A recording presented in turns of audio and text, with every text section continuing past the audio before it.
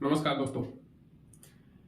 आज गौतम बुद्ध के जीवन से एक कहानी हम लेके आए हैं, जिसके माध्यम से हम ये बताने की कोशिश करेंगे कि अगर आप अपने भविष्य को बदलना चाहते हैं, आप कुछ करना चाहते हैं, तो आपको बहुत कुछ त्यागना पड़ता है। यानी त्याग के बगैर है वो आप हासिल नहीं कर सकते हैं। इसलिए बहुत बड़ा प्राप्त करने के लिए आपको कुछ त्याग करना पड़ेगा। तो इस छोटी सी स्टोरी के माध्यम से ये संदेश देने की कोशिश हम करेंगे कि किस प्रकार से एक छोटे से बच्चे ने और किस तरह से बहुत इंस्पायरिंग जो स्टोरी है वो उसके माध्यम से ये संदेश देने की कोशिश की है कि हमें जिंदगी में प्राप्त करने के लिए बहुत कुछ खोना पड़ता है। तो आइए शुरू करते हैं आज की हमारी ये कहानी।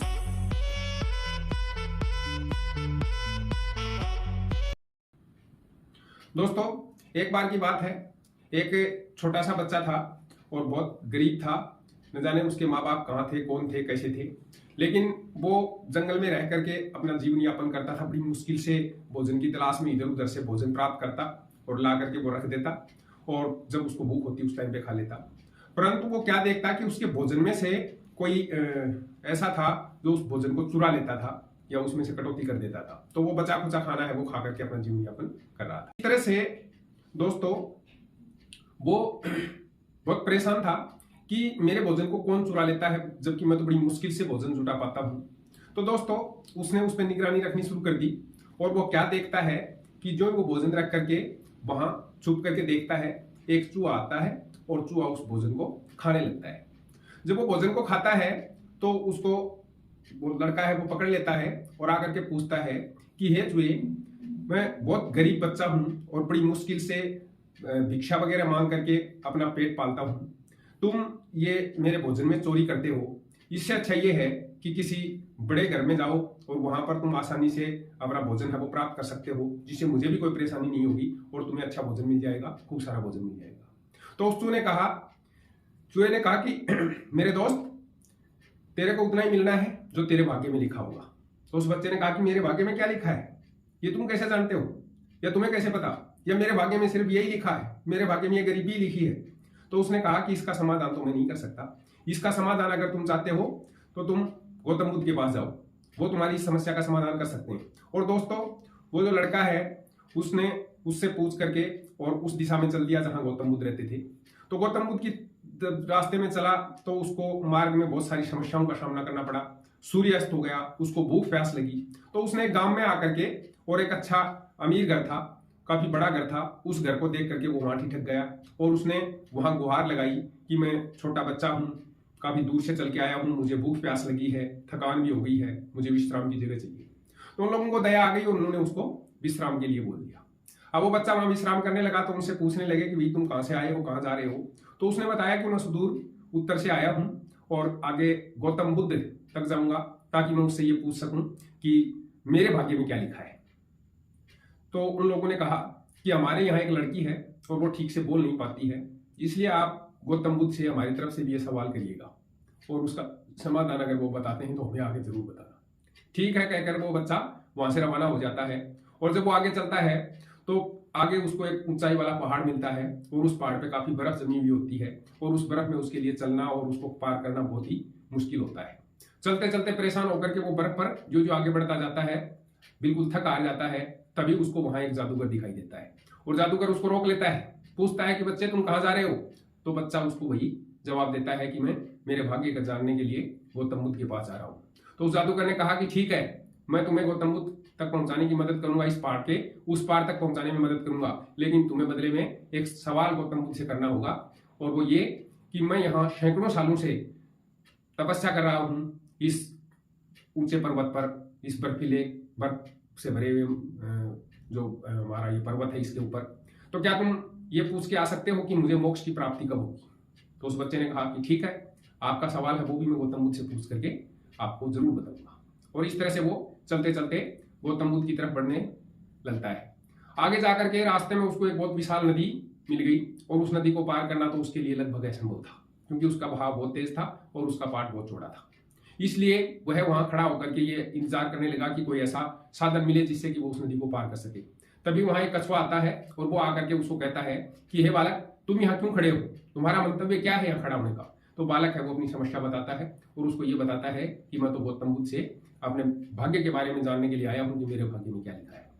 तो दोस्तों उस कछुए ने भी उसके सामने एक सवाल रखा कि तुम ये भी पूछ के आना कि मैं यहाँ 400 साल से तपस्यारत हूँ, इस पानी में डुबकियां लगा रहा हूँ, तैर रहा हूँ, लेकिन मैं ड्रैगन नहीं बन पाया हूँ, मेरे को मोक्ष की प्राप्ति नहीं हुई है, तो वो मोक्ष की प्राप्ति मुझे कैसे होगी, ये गौतम बुद्ध से तुम जरूर पूछ के आना। ठीक है, बच्चा ये कह करके आगे बढ़ जाता है। ऐसे कई दिनों तक चलते चलते वो एक दिन गौतम बुद्ध के आश्रम तक पहुंच जाता है, बौद्ध विहार तक पहुंच जाता है। और बौद्ध विहार में उस जैसे बहुत सारे लोग वहां बैठे हुए हैं, अपने अपने सवाल पूछ रहे हैं। तो गौतम बुद्ध उन सबको कहते हैं कि आप अधिक से अधिक 3 सवाल कोई व्यक्ति कर सकता है, इससे ज्यादा सवालों के जवाब आज मैं नहीं दूंगा। इसलिए बच्चा बड़े सोच विचार में पड़ जाता है कि उसके भाग्य के बारे में उसको पूछना है, जबकि 3 और सवाल उसके पास हैं। तो इस तरह से किसी एक का सवाल छूटना निश्चित है। तो इसलिए वो मन ही मन विचार करता है और ये सोचता है कि आदमी को त्याग की प्रतिमूर्ति होनी चाहिए और मैं मेरा सवाल है वो छोड़ देता हूँ। उन तीनों के जो सवाल हैं उन सवालों का जवाब ढूंढने की कोशिश करता हूँ, मेरा भाग्य का सवाल है वो बाद में पूछा जाएगा। ये सोच करके वो सबसे पहले उस लड़की की बारे में पूछता है। तो उस लड़की के बारे में पूछते ही गौतम बुद्ध कहते हैं कि जो ही उस लड़की की शादी होगी उसके साथ ही उसकी आवाज है वो वापस लौट आएगी और वो ठीक ढंग से बोल पाएगी, यानी सामान्य जीवन जी पाएगी। उसके बाद में उससे अगला सवाल ये पूछते हैं कि एक ऐसा ऊंचे पर्वत पर एक जादूगर है और वो सैकड़ों सालों से वहां तपस्यारत है, उसको मोक्ष की प्राप्ति कब होगी, ऐसा उसने पूछा है। तो उन्होंने कहा कि वो जो जादू की छड़ी छोड़ देंगे, जादू की छड़ी त्यागते ही उसको मोक्ष की प्राप्ति हो जाएगी, क्योंकि वो त्याग नहीं करना चाह रहे हैं, जादू की छड़ी को छोड़ना नहीं चाह रहे हैं और उस अपने खोल में जो समाये हुए हैं उसकी वजह से वो मोक्ष की प्राप्ति नहीं कर पा रहे हैं। अगर वो ऐसा करेंगे तो उन्हें निश्चित रूप से मोक्ष की प्राप्ति होगी। और दोस्तों कछुए के सवाल की बारी आई तो उन्होंने कहा कि वो अपने कवर को नहीं छोड़ रहे हैं, जो उसने खोल ओढ़ रखा है, जो उसकी कठोर त्वचा है उसको छोड़ नहीं रहा है। कछुआ जिस दिन अपने उस देह को त्याग देगा उसी दिन उसको मोक्ष की प्राप्ति हो जाएगी। तो दोस्तों इन तीनों सवालों के जवाब जब उसको प्राप्त हो गए तो वो वापिस चल पड़ता है और वो आकर के कछुए से मिलता है। कछुआ उससे सवाल का जवाब मांगता है और जवाब में वो ये कहता है कि गौतम बुद्ध ने ये कहा है कि जिस दिन तुम इस खोल से बाहर निकल जाओगे उसी दिन तुम्हारे मोक्ष की प्राप्ति हो जाएगी। और दोस्तों उस खोल को निकालते ही उसके अंदर से बहुत सारे हीरे मोती हैं वो निकलते हैं। वो सारे जो कीमती मोती थे वो उस लड़के को देख करके कछुआ है वो वहां से गायब हो जाता है और वो मोक्ष की प्राप्ति कर लेता है। वो आगे बढ़ता है, जादूगर के पास पहुंचता है, जादूगर को भी वही सवाल है उसका जवाब देता है और जवाब देते ही जादूगर वो जादू की छड़ी है वो उसको दे करके मोक्ष की प्राप्ति कर लेते हैं।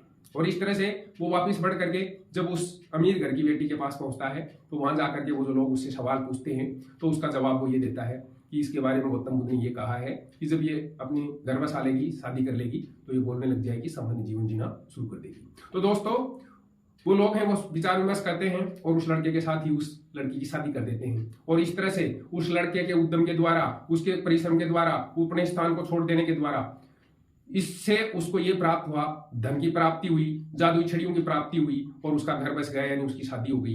तो इस तरह से दोस्तों अपने खोल से बाहर निकलो, अपने जो कंफर्ट जोन जो आपने बना रखा है उससे बाहर निकलो। आपके लिए असीम संभावनाएं हैं, असीमित संभावनाएं हैं, पता नहीं आपको क्या क्या प्राप्त होने वाला है। ये तय है कि अगर आप उस खोल से बाहर नहीं निकलोगे तो आप प्रोग्रेस नहीं कर पाओगे, आप कामयाब नहीं होगे। अगर जिंदगी में कामयाब होना है तो अपने जो घेरा आपने बना रखा है, जो कुएं के मेंढक आप बने हुए हो, उससे बाहर निकलिए। अगर आपने वो बाहर निकलने की योग्यता हासिल कर ली है, आपने अपने उस कंफर्ट जोन से बाहर निकलने की सोच ली है, तो आप निश्चित रूप से कामयाब हो। तो कामयाबी का ये मूल मंत्र है। गौतम बुद्ध की इस कहानी से हमें ये शिक्षा मिलती है कि हमें अपने कंफर्ट जोन से बाहर आकर के भी सोचना चाहिए और उससे हमें बहुत सारी नई चीजें सीखने को मिलती हैं। हम बहुत कुछ प्राप्त कर सकते हैं, लेकिन छोटी सी चीज को छोड़ने का जो लोभ है, न छोड़ने का लोभ है, उसकी वजह से हम यहाँ चिपके हुए हैं और प्रोग्रेस नहीं कर पाते हैं। तो अपने आसपास की उन छोटी छोटी बातों को आप तोड़ करके बाहर निकलिए और फिर देखिए आप कहां तक पहुंचते हैं। धन्यवाद दोस्तों, फिर मिलते हैं किसी ऐसे ही पॉजिटिव विचार, किसी अच्छी स्टोरी के साथ। तब तक के लिए धन्यवाद।